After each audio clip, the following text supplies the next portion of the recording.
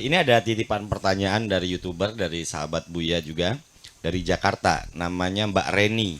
Buya, izin bertanya Buya, tapi di luar konteks, tentang kata amin dalam sholat. Ya. Kata amin jika diterjemahkan adalah kabulkanlah. Kata kabulkanlah adalah kata perintah. Jadi tidak sepantasnya kita memerintah Tuhan yang Maha Esa, atau sebaliknya.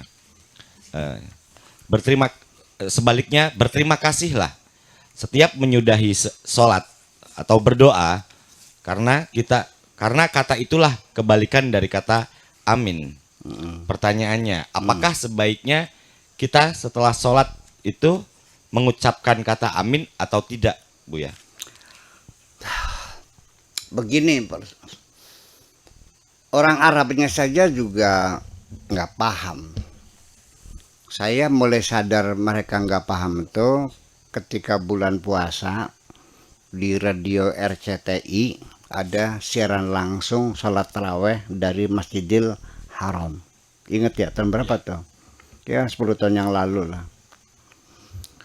Jadi disiarkan sholat taraweh di Masjidil Haram.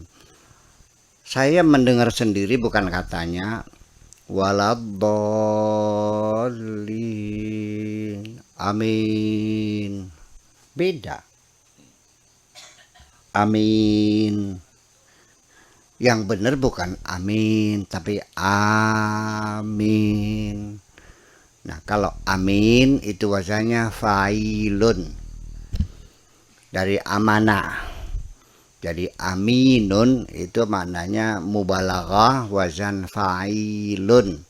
Artinya orang yang sangat dipercaya. Tapi kalau amin namanya isim fi'il amar. Artinya mudah-mudahan dikabulkan. Atau bahasa Arabnya istajib doa ana, kabulkanlah doa kami. Itu satu. Kemudian apakah kabulkanlah itu bukan perintah? Dalam bahasa Arab, fi'il amar itu bahasa Indonesianya namanya perintah.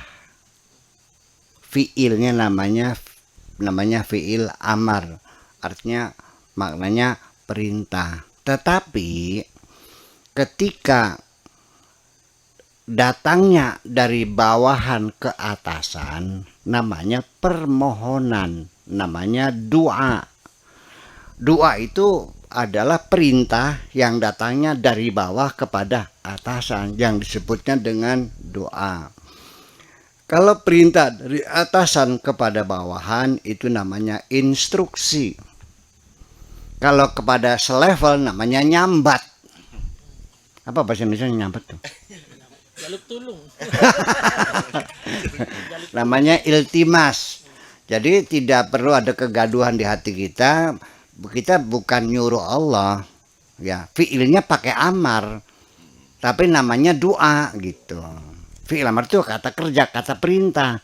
Tapi ketika kita bilang amin, bukan merintah Allah, tapi kita berdoa kepada Allah. Begini, seorang ayah bilang kepada anaknya, uqud, duduklah, kata perintah. Anak juga sama kepada bapaknya, ya abi uqud, kata kerjanya sama, kata perintah. Kepada teman, uqud juga.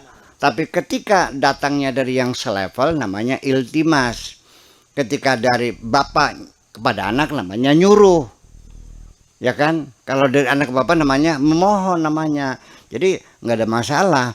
Ya, jadi kata istajib doana itu bukan lagi nyuruh Allah. Memang bentuk struktur bahasa Arabnya itu adalah namanya fiil amar, ada fiil madi, fiil mudhari, ada fiil amar dan sebagainya. Itu struktur bahasanya. Nah, ketika kita terjemahkan dalam bahasa Indonesia, di sini kita punya struktur bahasa yang berbeda. Karena kita menjunjung tinggi tata nilai kesopan santun sehingga terrefleksi dalam bahasa. Biasanya kalau bawahan kepada atasan sebelum kata perintah, tolong Pak, punten, kan begitu. Dalam bahasa asing nggak ada, bahasa Inggris nggak ada. Comeback ya comeback, nggak ada please, I hope you, nggak ada gitu tuh. Jadi itu mah. Nah, ketika kita membaca bahasa asing, ya jangan menggunakan perasaan kita, menggunakan perasaan bahasa tersebut. Seseorang baru disebut ahli dalam satu bahasa, itu bukan vokabularinya, bukan hafal-hafalannya, bukan kelancarannya. Baru Anda disebut ahli atau ahli berbahasa Inggris, bukan mengucapkan bahasa Inggrisnya ketika Anda berpikir sudah menggunakan bahasa Inggris. Anda baru disebut pandai bahasa Arab ketika Anda berpikirnya pakai bahasa Arab. Nah, kenapa orang ngomong bahasa asing itu a, u, au? Ya karena dia berpikirnya dengan bahasa Indonesia, lalu diterjemahkan dalam otaknya, maka tidak akan bisa lancar selamanya itu. Itu. Jadi artinya kalau kita menilai bahasa Arab yang disebut bahasa kurang ajar, bahasa kasar, itu juga ada nilai-nilai kehalusannya, tapi kan tidak seperti kita. Kita nih satu contoh aja. Kalau di Indonesia, Kang Tato kepada saya bilangnya panjenengan, karena umur kita seumur anak ya, panjenengan. Tua dikit sampean, sedikit Dika,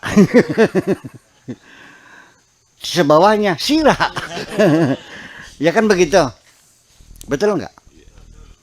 Sira, Dika, sampean, panjenengan. Di bahasa Arab nggak ada itu tuh. Kalau orang kedua ya anta, kamu. Istri pada suami ya anta. Nabi Muhammad ya anta juga. Tuhan ya anta juga. Semuanya kamu. Jadi jangan dibilang Arab kasar aja ya. Masa Tuhan kamu, dia bilang la ilaha illa anta aja. Langkah pangeran Bung Sira. Tidak Tuhan kecuali kamu.